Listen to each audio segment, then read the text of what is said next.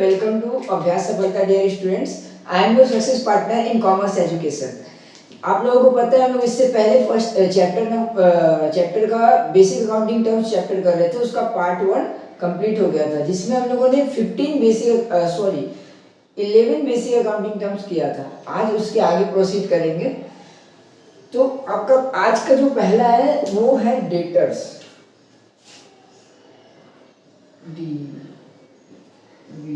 DVTOR। ये डेटर्स जो शब्द है, यहाँ पर ये जो बी है ना, बी ये क्या है? साइलेंट है। बी क्या है? साइलेंट है। इसको डेटर्स नहीं पढ़ेंगे, क्या पढ़ेंगे? डेटर्स पढ़ेंगे।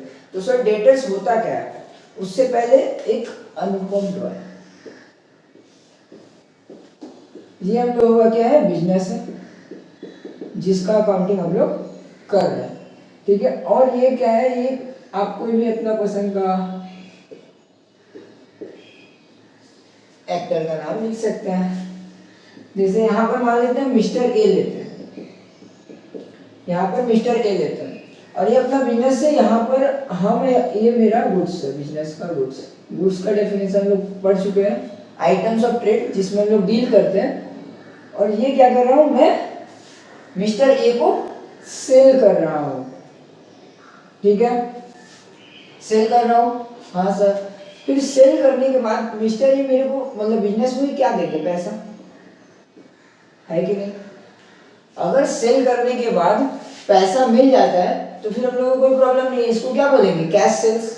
लेकिन वही मिस्टर क्या है? पैसा उनके पास है नहीं, बोले कैश पेमेंट नहीं होगा। वो क्या बोले कि मेरे बाद में पेमेंट कर दूंगा। तो क्या हुआ? उधार में सेल कर रहा हूं मैं, तो इसको क्या बोलेंगे? ये सेल क्या हो जाएगा? क्रेडिट सेल, है कि नहीं? तो जब क्रेडिट सेल करते हैं, आप जब दुकान पे अगर आप मान लो आपका कोई बिजनेस है, आपसे कोई कैश लेकर तुरंत सामान कैश देकर सामान लेकर जाता है, तो आप उसको याद करते हैं क्या कि नहीं इतने सारे लोग आते, सबका नाम लिखना जरूरी है क्या? नहीं। लेकिन जो आपसे उधार में सामान लेकर जाता है तो उसका नाम क्या? उसका पूरा खानदान का नाम लिख ले, उस नाम पता सब पता कर लेते हैं, फोन नंबर कि हाँ उधार लिया है, बाद में पैसा देना ही है। तो इसी तरह मिस्टर ए की नाम हम लोग नोट कर लेंगे ना अपने पास कि हाँ ये इनको मैंने उधार में सेल किया। तो ठीक क्रेडिट सेल जब भी होता है तो ये जो मिस्टर ए है इनको हम लोग क्या बोलेंगे? डेटर्स बोलेंगे। क्योंकि ऐसे तो लाखों लोग होंगे ना हमारे बिजनेस में, सबका नाम ऐसे अपना अकाउंटिंग में लिखना नहीं ना संभव है। इसीलिए क्या होता है, इन सबको मान लो मिस्टर ए बी सी ऐसे करके बहुत लोग हैं, तो उन सबको एक साथ क्या बोलेंगे? डेटर्स। इसीलिए ना अकाउंटिंग को आर्ट्स भी बोला जाता है, क्योंकि सबका नाम लिखना पॉसिबल है, तो एक तरीका है कि सबका नाम को एक नाम की तरह लिख दिया जाए, डेटर्स। तो ये मिस्टर ए को क्या बोलेंगे? आप सब लोग डेटर्स बुलाएंगे। डेटर्स मतलब क्या हुआ? जिसको हम लोग क्रेडिट सेल करते हैं वो हम लोगों का डेटर कहलाता है, ठीक है। इतना डेटर। उसके बाद सर एक और सिनेरियो मान लेते हैं, एक मिस्टर बी भी आ रहा है, सेम उनके साथ भी ऐसा ही है, उनको भी मैंने क्रेडिट में सेल किया, तो वो क्या कहलाएंगे? मिस्टर बी भी मेरे डेटर कहलाएंगे। लेकिन क्या हो रहा है? मिस्टर ए को तो मैंने ऐसे उधार में दे दिया, लेकिन मिस्टर बी पे मेरे को भरोसा नहीं हो रहा। मिस्टर बी पे मेरे को भरोसा नहीं हो रहा कि अरे वो पैसा लेकर जा रहे उधार में, फिर लौटाएंगे कि नहीं लौटाएंगे, उनका क्रेडिट वर्थनेस ठीक नहीं है, कुछ भी रीजन हो सकता है। तो हम लोग क्या कर रहे हैं? अब मेरे को भरोसा नहीं है तो हम क्या करेंगे? एक ऐसा पेपर में ऐसा लिखेंगे कि हाँ मिस्टर बी आप मेरे को 3 महीना मान लेते, 3 महीने बाद इतना पैसा लौटाएंगे, आपने मेरे से इतना सामान खरीदा है। और ये क्या बिल कौन बनाएगा? मैं बनाऊंगा। इसको क्या बोलेंगे? जो पेपर है इसको बोलते हैं बिल, ठीक है।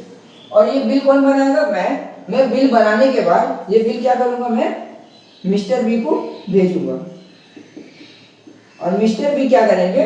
वो पढ़ेंगे कि हाँ 3 महीने बाद लौटाना है ये पैसा, और ये पढ़ने के बाद ये इस पे क्या कर देंगे? साइन कर देंगे अपना मिस्टर बी, ठीक है।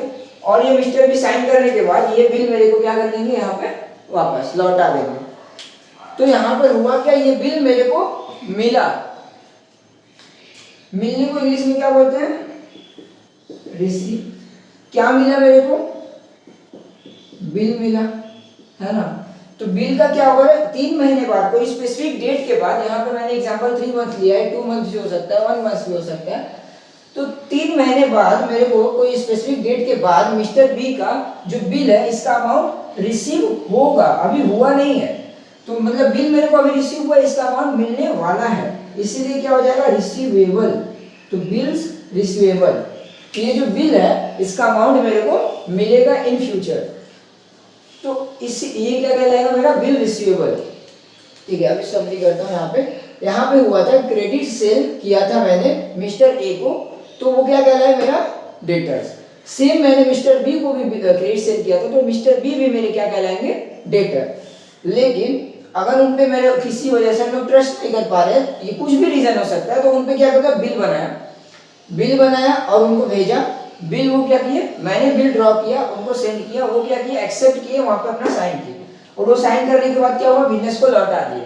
तो बिजनेस के पास क्या हुआ, बिल रिसीव हुआ, इसका अमाउंट कुछ स्पेसिफिक डेट के बाद रिसीव होने वाला है। तो ये क्या कहलाएगा हम लोगों का, बिल रिसीवेबल। और बिल रिसीवेबल कहने के बाद जो मिस्टर बी है अब क्या रहेगा, डेटर नहीं रहेगा। ठीक है ना, डेटर रहने का मतलब क्या, पैसा अब उनसे मिलने वाला नहीं, अब क्या बिल का अमाउंट मिलेगा, उन्हीं से मिलेगा, लेकिन 3 महीने बाद। इतना समझ में आया आपको? ठीक है सर, यहाँ पे हम लोगों ने क्या सीखा, डेटर सीखा, अभी बिल रिसीवेबल सीखा।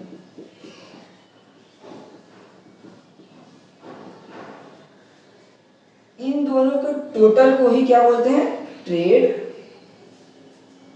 रिसीवेबल्स।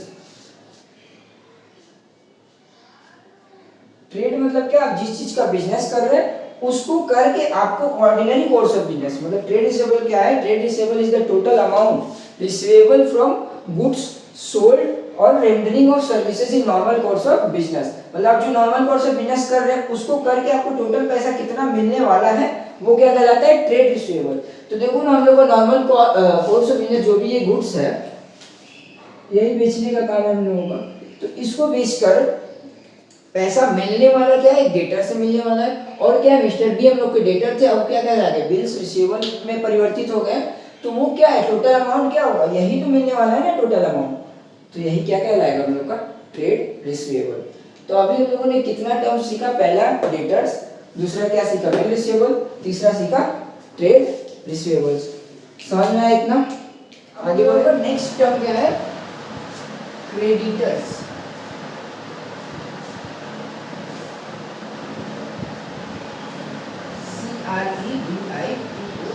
क्रेडिटर्स, सेम कहानी है यहाँ पर भी, थोड़ा सा अलग। ये मेरा बिजनेस है, बहुत महंगा बिजनेस है हम लोगों का, और ये क्या हम लोगों के हंसते खांसते चल। ठीक है, अब देखो सामान तो पिछला बार हम लोगों ने सेल किया था डेटर्स वाले केस में, लेकिन हर बार क्या होता है, हम सेल थोड़ी करते, परचेस भी करना होता है ना, सामान खरीदते भी हम। तो ये व्यक्ति से हमने क्या किया, गुड्स क्या किया, परचेस किया, गुड्स किया परचेस। और अगर हम गुड्स का पेमेंट कर देते हैं, ठीक है, पेमेंट अगर कर देते हैं तो वो क्या कहलाएगा हम लोगों का, कैश परचेजेस। ठीक है, लेकिन अगर मान लो हमने कैश पेमेंट नहीं किया, बोला बाद में पे कर दूंगा, या तो उधारी में बाद में कुछ 1 महीना 2 महीने का टाइम ले लेंगे, 10-15 दिन का, तो ये कैश परचेज के लिए अब क्या हो जाएगा, ये क्रेडिट परचेज हो जाएगा। CERDIT, क्रेडिट परचेज मतलब क्या, उधार में सामान खरीदा। तो अगर मैं उधार में सामान मान लो यहाँ पर मिस्टर पी रख देता, तो मिस्टर पी से मैंने उधार में अगर सामान खरीदा है, तो वो क्या कहलाएंगे मेरे, क्रेडिटर। ठीक है, तो क्रेडिटर का मतलब क्या हुआ, जिससे हम लोग उधार में सामान खरीदते हैं, जिस व्यक्ति से या कोई भी बिजनेस से अगर हम लोग इंटरप्राइज से सामान उधार में खरीदते हैं, उसको क्या कहते हैं, क्रेडिटर। ठीक है, और सर अब कभी कभी अब मान लो ये मिस्टर पी थे, ठीक है, अगर मान लो इनको कोई एक और नाम ले लेते हैं ना यहाँ पे, मिस्टर पी के बाद मिस्टर क्यू से अगर यही सामान और फिर से एक ही सप्लायर तो होता नहीं है बिजनेस में, और भी मालूम मिस्टर क्यू से भी हम लोग गुड्स परचेस कर रहे हैं, वो भी उधार में कर रहे हैं, तो क्या कराएंगे, मिस्टर क्यू भी हमारे क्या हुए, क्रेडिटर्स हुए, है कि नहीं, मिस्टर क्यू भी हमारे क्रेडिटर हुए।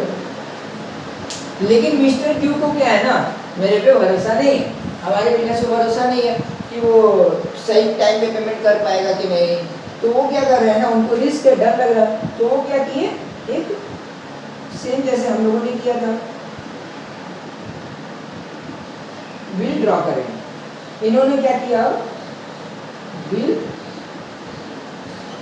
ड्रॉ किया, बिल ड्रॉ किया, और ये बिल को क्या किया, मेरे पास सेंड किया, सेंड किया, बोला कि आप ये इसमें लिखा हुआ है कि आप हम मेरे को 3 महीने बाद पेमेंट करेंगे, इस पर साइन कीजिए, मतलब एक्सेप्टेंस कीजिए। तो मैंने क्या किया, हाँ ठीक है मैं एक्सेप्ट करता हूँ, तो मैंने ये क्या किया, साइन कर दिया कि हाँ हाँ 3 महीने बाद मैं आपका जो सामान खरीदा था उसका पेमेंट चुका दूंगा।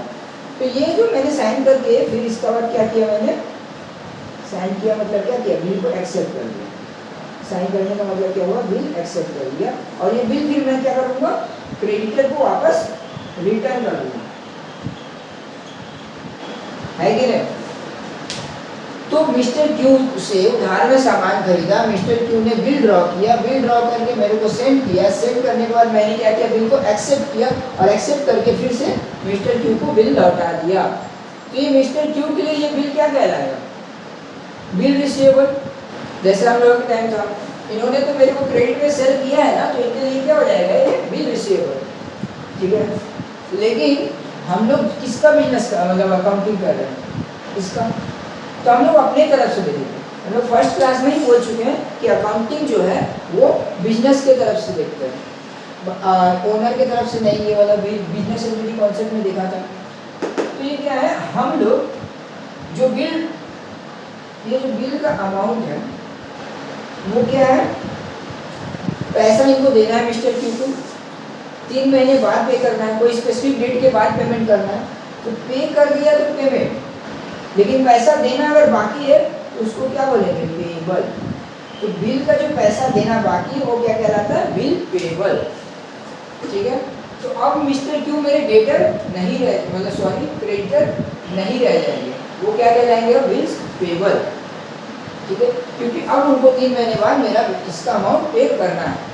तो अभी हम लोगों ने देखा ना क्रेडिटर क्या होता है कि, और बिल्स पेएबल क्या होता है,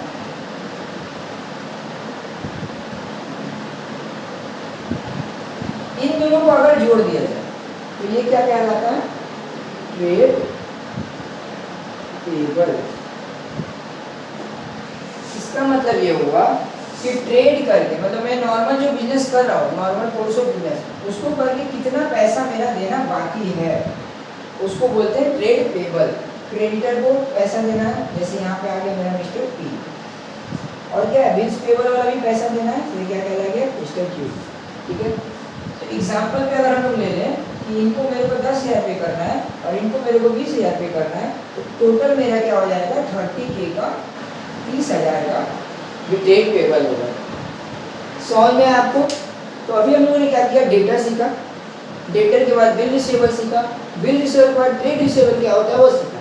सेम यहाँ पे क्रेडिटर सीखा, क्रेडिटर के बाद हम लोगों का बिल्स पेएबल सीखा, और बिल्स पेएबल का टोटल को ही बोलते हैं ट्रेड पेएबल, मतलब टोटल बिजनेस का कितना अमाउंट पे करना बाकी है बिजनेस का, नॉर्मल प्रोसेस। और यहाँ पे एक पॉइंट यही है, डेटर जो रहता है अगर उन्होंने बिल ड्रॉप कर दिया डेटर के ऊपर मैंने, तो बिल रिसीवेबल हो जाता है, तब वो डेटर नहीं कहलाता है।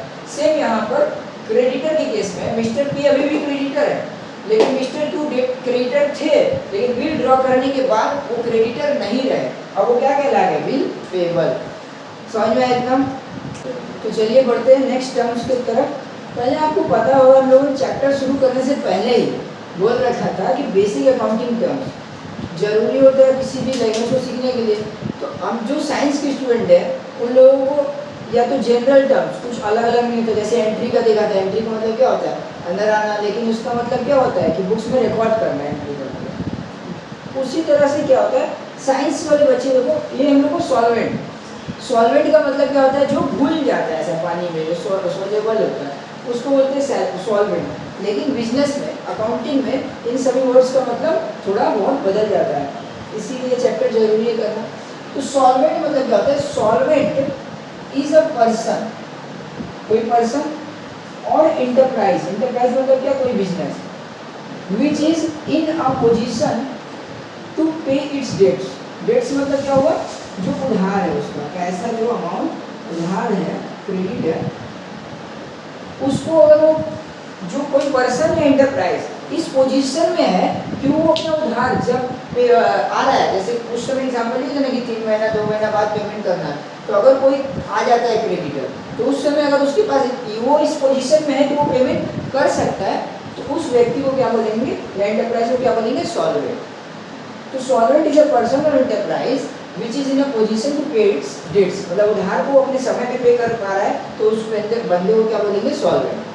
ठीक उसका उल्टा insolvent, insolvent is a person or enterprise which is not in a position, not in a position to pay its debts, मतलब वो अभी इस पोजीशन में नहीं है कि वो अपना डेट्स को पे कर पाए, उसको क्या बोलेंगे, इंसॉल्वेंट। इसको हिंदी में ऐसा ना सुना होगा आप लोगों ने, ज़्यादातर दीपावली के समय सुना होगा, क्योंकि उस समय क्या होता है, सारे बिजनेसेस ऐसे चाहते हैं कि मेरा सारा क्रेडिट जितना उधार दिया गया है वो रिकवर हो जाए, और कुछ पेमेंट वगैरह होगा तो वो कर दे।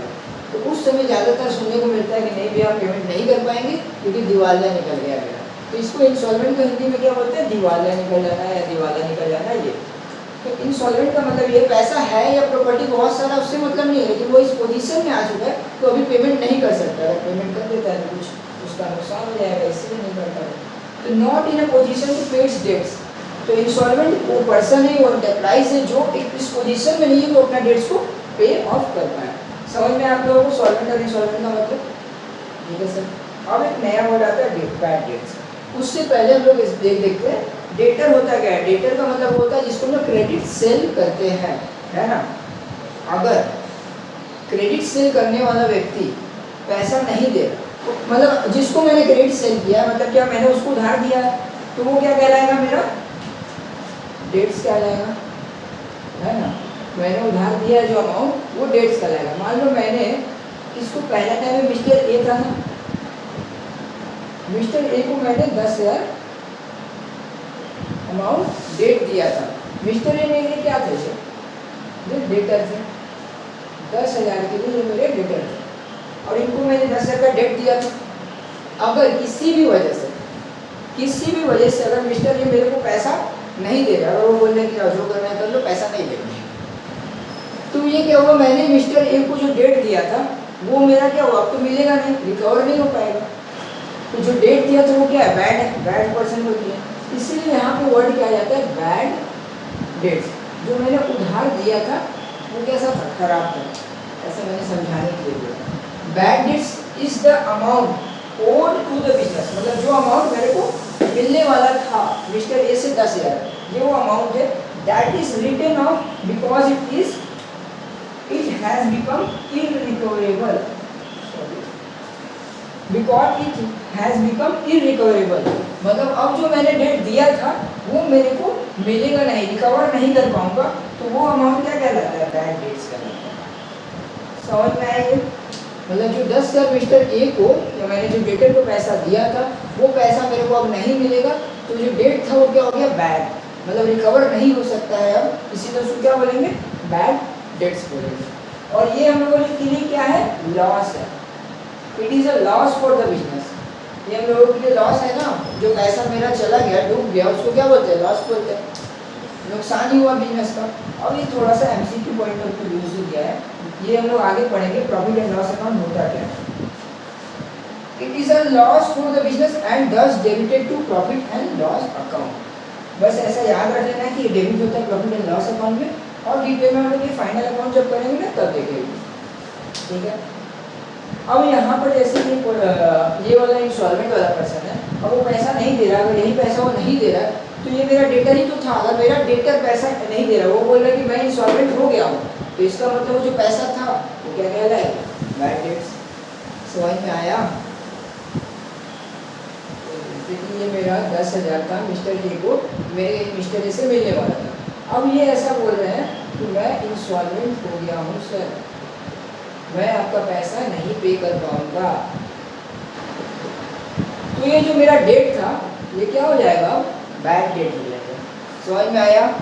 तो अभी तक लोगों ने क्या सीखा, पहले डेटर, फिर उसके बाद बिल रिसीवेबल, फिर trade receivable, creditor, bills payable, फिर ट्रेड पेबल 6। और यहाँ पर पहले से इसका सॉल्वेंट, सॉल्वेंट मतलब जो इस पोजीशन में कि अपना डेट को पे कर पाए टाइमली। इंसॉल्वेंट का मतलब क्या, जो पोजीशन में नहीं है अपना डेट को पे करने के लिए।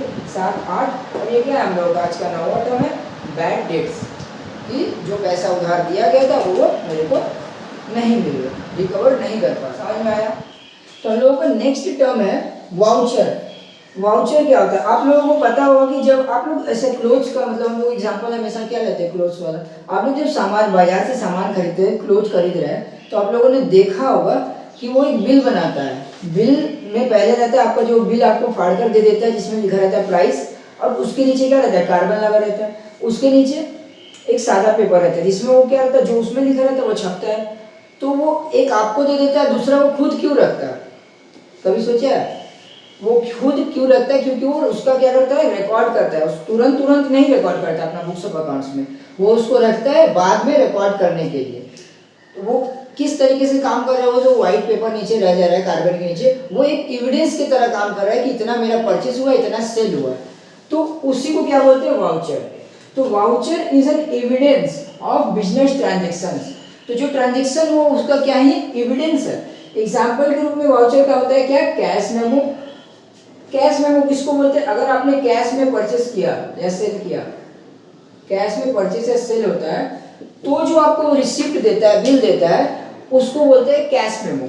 अगर वही क्रेडिट में होता है तो वो जो क्रेडिट ट्रांजेक्शन का बिल रहता है उसको क्या बोलते हैं, इनवॉइस या तो बिल। इसी तरीके से रिसिप्ट भी है। और ये जो डेबिट और क्रेडिट नोट है, ये हम लोग डे बुक जब करेंगे चैप्टर तो उसमें बहुत डिटेल में समझेंगे। अभी आपको ये समझ में है वाउचर क्या होता है। Voucher is an evidence of business transactions. Cash memo example के रूप में और इनवॉइस, ये दो दे सकते हैं आप। कैश परचेज या सेल हो रहा है तो कैश मेमो, और क्रेडिट हो रहा है तो इनवॉइस या तो बिल। समझ में आई ये वाला चीज? अब हम लोग का एक नेक्स्ट टर्म है डिस्काउंट, जो कि सबको पता है सर डिस्काउंट होता क्या है। Discount is any type of reduction in the price, है ना। डिस्काउंट का मतलब होता है any type of reduction in the price. कुछ भी गुड्स का प्राइस अगर परचेज या सेल हो रहा है तो उसमें अगर कोई भी सेलर अगर कस्टमर को रिड्यूस कर रहा है प्राइस में, मान लो अगर 100 रुपये का वो 90 में ले रहा है, तो 10 रुपये क्या कहला रहा है, डिस्काउंट। ठीक है, लेकिन यहाँ पर ना डिस्काउंट का भी बहुत सारा क्लासिफिकेशन है, बहुत सारा क्या, दो। डिस्काउंट को दो भागों में बांटा गया है। पहले को बोलते हैं ट्रेड डिस्काउंट। ट्रेड डिस्काउंट, और एक क्या होता है, कैश डिस्काउंट।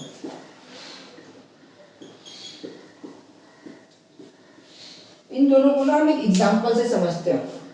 ठीक है, क्लोथ्स का एग्जांपल लेते हैं। जैसे कि मान लो आप गए बाजार में सामान खरीदने के लिए, ठीक है, तो आपने क्या खरीदा, अगर क्लोथ का दाम बोल रहा है 500 रुपीज, ठीक है, तो अगर आप एक ही सामान खरीदते हैं तो वो 500 रुपये लेता है। तो आपने सेलर को, मतलब सेलर को क्या बोला, दुकानदार को, कि सर हम लोग क्या थोड़ा ज़्यादा खरीद लेंगे, अगर आप लोग मेरे को कुछ डिस्काउंट देंगे तो, कुछ और पैसा कम करेंगे तो और ज़्यादा खरीद लेंगे। तो सेलर ने क्या किया कि बोला ठीक है हम आपके लिए 400 रुपये करके लगा देंगे। तो आप 10 पीस खरीद लिया आपने, ठीक है, तो टोटल अमाउंट कितना होना चाहिए, 500 के हिसाब से 5000, लेकिन 400 लगाया तो कितना खरीदा आपने, 10 खरीद लिया, ठीक है ना, तो 4000 टोटल हुआ। तो ये जो ट्रेड डिस्काउंट है ना, वो जो आपको 100 रुपये करके 1000 रुपये का डिस्काउंट दिया, मतलब अगर आपका क्लोथ का दाम 500 पर यूनिट था, एक का दाम था, तो आपने 10 खरीदा तो मतलब होना चाहिए 5000, लेकिन आपसे लिया कितना, 400 रुपये, 400 करके हुआ कितना, 4000। तो आपको जो डिफरेंस आ रहा है, ये इधर का डिफरेंस कितना है, 1000 रुपीज का, ये उसने आपको क्यों दिया। पहले तो इसका पीछे का रीजन समझते हैं। आपको ये जो 100 रुपया कम कर रहा है वो इसलिए कर रहा है क्योंकि आप उसका सेल बढ़े, वो अपने सेल को इंक्रीज करने के लिए जो डिस्काउंट देता है उसको बोलते हैं ट्रेड डिस्काउंट। इसका मोटिव क्या है? सेल्स इंक्रीज करना, ठीक है। तो जो सेल को इंक्रीज करने के लिए डिस्काउंट देता है उसको बोलते हैं कैश डिस्काउंट। अब ना इसके आगे क्या हो रहा है, 4000 हो गया, आपने ना क्रेडिट में सामान खरीदा 4000 का और आपने ऐसा कहा कि मैं 2 महीने बाद लौटा दूंगा, ठीक है। अब 2 महीने बाद लौटा दूंगा, तो कुछ समय बाद ऐसा सेलर को फील हुआ या उसको पैसे का जरूरत पड़ा, तो वो बोल रहा कि अगर 2 महीने तक वेट करेंगे तो बहुत लेट हो जाएगा, तब तक या तो ऐसा उसको शक हुआ कि आपका बिजनेस डाउन होने वाला है, पैसा नहीं मिल पाएगा उसको। तो वो क्या कर दिया, बोला कि अगर आप 15 दिन के पहले, कुछ एक टाइम लिमिट देता है कि 15 डेज के अंदर आप अगर पेमेंट करते हैं तो आपको 4000 की जगह कितना देना होगा, सिर्फ 3500 देना होगा, है ना। तो आपने क्या किया, टाइमली पेमेंट करने, मतलब 15 दिन के बाद देना था, 2 महीने के बाद देना था, आपने बोला कि उसने आप क्या किया कि 15 दिन के अंदर आप पेमेंट कर दो। तो आपने उस 15 डेज के अंदर पेमेंट कर दिया, तो 4000 की जगह कितना दिया, 3.5। तो मतलब आपको जो 500 का और एक डिस्काउंट मिला, है कि नहीं।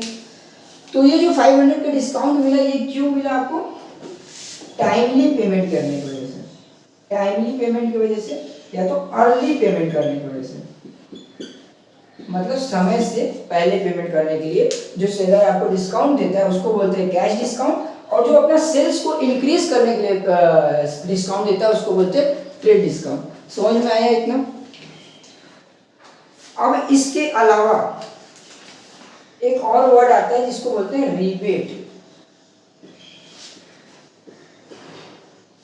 ये डिस्काउंट की तरह ही है, अगर ट्रेड डिस्काउंट सेल्स को इंक्रीज करने के लिए होता है, ये क्या होता है, टाइमली पेमेंट या अर्ली पेमेंट के लिए होता है। ये बहुत बार ऐसा क्या होता है, ज्यादा सेल परचेस करें या होलसेलर रिटेलर को दिया जाता है।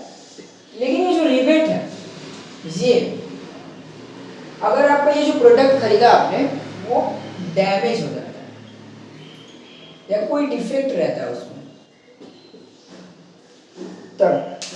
तब अगर जैसे कि मान लो मैंने 10 शर्ट खरीदा था ना, तो उस 10 शर्ट में ऐसा हुआ कि 2-3 शर्ट खराब निकला, तो वो 400 करके लिया था, तो उसको मुंह पे ले जाकर फेंक दी, बोले कि खराब शर्ट दिया, हम लेंगे नहीं। तो उसको भी पता है कि वो शर्ट दोबारा कहीं सेल करेगा तो फिर वही प्रॉब्लम होगा कि कोई खरीदेगा नहीं, या तो इससे भी कम प्राइस में, और उतना मेहनत क्यों करेगा वो। तो वो क्या बोला, आप 400 करके दिए जरा, अब उसका क्या करिए, आप 250 करके दे दीजिए। जो 3 शर्ट आपका खराब निकला है उसके लिए आप क्या करिए, 250 करके दे दीजिए। तो 400 की जगह वो क्या कर रहा है, आप कितना 150 करके 3 शर्ट हुआ, तो आपका कितना हो गया, 450 रुपया और डिस्काउंट मिला ना आपको। तो ये क्या कहलाएगा, आपका रिबेट कहलाएगा। मतलब ट्रेड डिस्काउंट और कैश डिस्काउंट को छोड़कर किसी और रीजन की वजह से, किसी भी रीजन की वजह से, या तो सामान में डैमेज हो, डिफेक्ट हो और कम पैसा आपको देना पड़ रहा है, उसको क्या बोलते हैं, रिबेट। समझ में आया। एक बार फिर से डिस्काउंट को समरी कर देते हैं। डिस्काउंट का मतलब होता है any type of reduction in the price. Discount दो टुकड़ों में बटा हुआ है, एक ट्रेड डिस्काउंट, एक कैश डिस्काउंट। ट्रेड डिस्काउंट क्यों लिया जाता है, अपने सेल्स को बढ़ाने के लिए। दूसरा होता है कैश डिस्काउंट, टाइमली और अर्ली पेमेंट के लिए दिया जाता है। थर्ड में आता है क्या, रिबेट। रिबेट ये कैश और ट्रेड डिस्काउंट छोड़ के और भी किसी रीजन से अगर डिस्काउंट मिल रहा है तो उसको क्या बोलेंगे, रिबेट। ठीक है, समझ में आया। तो आज के लिए बस इतना ही। टोटल हम लोगों ने आज कितना किया था, पहले दिखा था डेटर, दूसरा बिल रिसीवेबल, थर्ड में आता है ट्रेड रिसीवेबल, फिर हम लोगों ने पांचवा किया क्रेडिटर, चौथा किया क्रेडिटर, पांचवा बिल्स पेबल, फिर छठवा किया ट्रेड पेबल्स, फिर हम लोगों ने किया सॉल्वेंट, इनसॉल्वेंट और बैड डेट्स 9 हुआ, वाउचर 10, डिस्काउंट 11। अब डिस्काउंट के अंदर ट्रेड डिस्काउंट, कैश डिस्काउंट और रिबेट भी हो गया। ठीक है, इतना समझ में आया। अगर आपको वीडियो अच्छा लगा हो तो अपने दोस्तों के साथ शेयर करिएगा और लाइक करना ना भूलें, और अपना फीडबैक कमेंट में जरूर दें, हम लोगों के लिए बहुत ज़्यादा जरूरी होता है, जिससे कि और भी हम लोग अपना कंटेंट में सुधार करें। Thanks for watching. अभ्यास सफलता। तब तक के लिए बढ़ते रहिए, पढ़ते रहिए, सीखते रहिए।